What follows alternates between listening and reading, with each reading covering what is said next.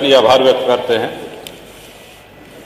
ये विषय इतना सरल भी नहीं है जैसे जितना माननीय संसदीय कार्य मंत्री जी ने कहा।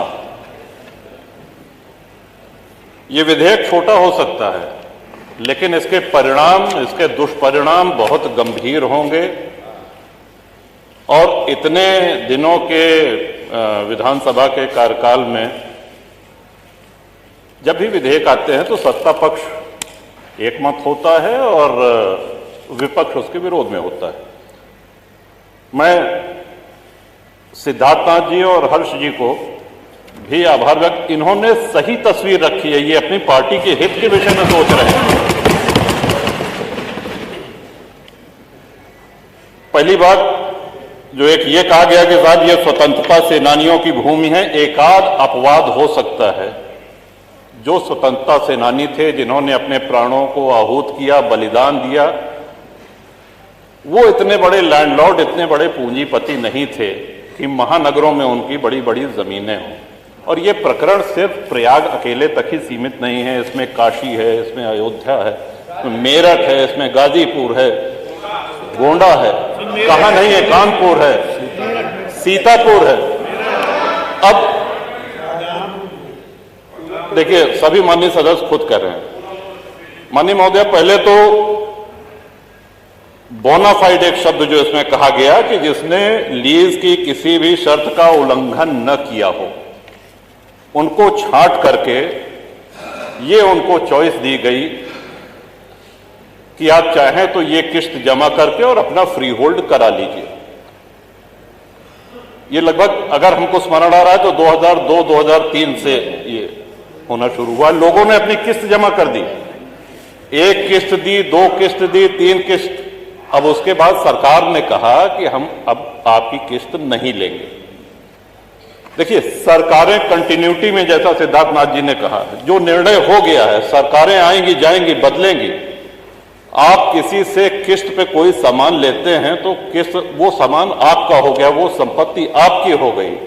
अब आप ये नहीं कह सकते कि नहीं, वो जो 15 साल पहले या 20 साल पहले या 25 साल पहले जो तुमने किस्त दी थी, ये पकड़ो अपनी किस्त और भूल जाओ इसको। और हम बहुत से ऐसे माननीय विधायक हैं जो शहरी क्षेत्र से हैं, लेकिन शहरी क्षेत्र से होते हुए भी ग्रामीण परिवेश का उनको पूरा ध्यान है। अधिकांश विधायक ग्रामीण परिवेश से आते हैं। अब जो गांव बसे हुए हैं, माननीय अधिष्ठाता महोदय, हम भी ये जानकारी चाहते हैं कि गांव जो बसे हुए हैं, क्या वो लोग अपनी भूमिधरी में घर बनाए हैं?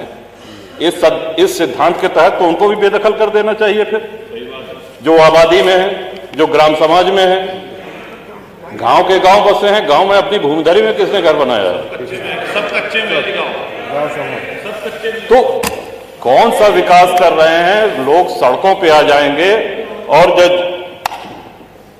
उस समय अंग्रेजों के बंगले, अगर प्रयाग की ही बात की जाए, तो सिविल लाइंस में भारतीयों को घर लेना निषिद्ध था, मना था। वहां सिर्फ अंग्रेज रह सकते थे। अपनी सेवा के लिए उन्होंने गाड़ीवान, कोचवान, बग्घी चलाने वाले, धोबी, माली, खानसामा, इन लोगों को वहां पे स्थापित किया, जो पुष्ट दर पुष्ट वहां पे चले आ रहे हैं। सागर पेशा एक बहुत बड़ा आंदोलन है प्रयागराज का। एक बहुत बड़ी संख्या में आप हजारों लाखों लोगों को बेघर कर देंगे। 3200 प्रार्थना पत्र लंबित हैं। 2300 लोग ऐसे हैं जिन्होंने अपनी किस्त जमा कर दी है। और हमारी जानकारी तो ये भी है कि हाईकोर्ट इलाहाबाद भी नजूल की भूमि पे है। कई सारे जजेस के घर, हमारी जानकारी, तो उसको भी खाली करा दिया जाएगा। Public service commission, public service का कितनी ये गंभीर, कौन सा विकास इसमें करेंगे? लाखों लोग बेघर हो जाएंगे। और मैं नहीं समझ पा रहा हूं कि किस मजबूरी में, किसके कहने पर, किन अधिकारियों की फीडिंग पर ये ले आया गया है। ये कहीं से भी न जनहित में है, न विपक्ष के हित में है, न सत्ता पक्ष के हित में है। ये किसी के हित में नहीं है।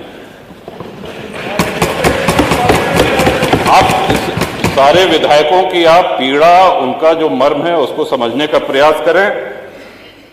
ये विधेयक तो यहां आना ही नहीं चाहिए था, लेकिन चूंकि आ गया है तो अब आने के बाद मजबूरी है, इसको प्रवर समिति को भेजा जाना चाहिए और साथ ही साथ जिन लोगों की किस्त जमा है, सौदा हो गया तो हो गया, किस्त आपने तय करी, किस्त की रकम सरकार ने तय करी है। अब जब 2 किस्त 3 किस्त दे दिया, अब आप कह रहे हैं कि नहीं हम नहीं लेंगे, तो ये नहीं होगा, होना नहीं चाहिए, न्याय संगत नहीं है।